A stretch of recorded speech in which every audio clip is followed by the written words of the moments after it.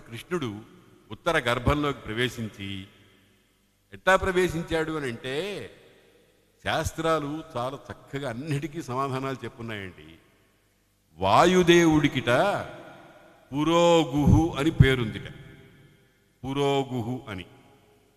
పురోగుహు అని అంటే అర్థం ఏమిటంటే పురహ ముందర గచ్చతి వెడుతున్నాడు అని. ముందు వెడుతున్నట్ట. దేనికి ముందు వెడుతున్నాడు అంటే వాళ్ళు వివరాలు ఏం రాశారంటే మాతృగర్భంలో నుంచి బిడ్డ బయటికి రావటానికి ముందు కొంత గాలి, ఆ వెనకాల ఒక గాలి పెట్టి తోస్తున్నాయిట. ముందు గాలేమో లాక్కెడుతోంది, వెనక గాలి తోస్తోంది. తోస్తుంటే తల్లి గర్భంలో నుంచి ఈ పిల్లవాడు బయటపడుతున్నాడు, ఈ పిండం బయటపడుతోంది. ఆ పని చేసేటువంటి వాయుస్వరూపానికి పురోగుహు అని పేరుంది. పురహ గచ్చతి, ముందు వెడుతున్నది అనేటువంటిది.